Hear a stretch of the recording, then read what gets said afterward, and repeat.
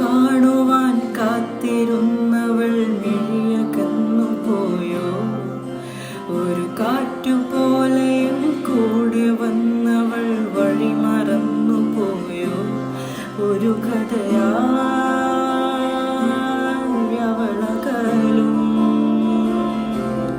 അവളുടെ തേൻ ചിന്തുകൾ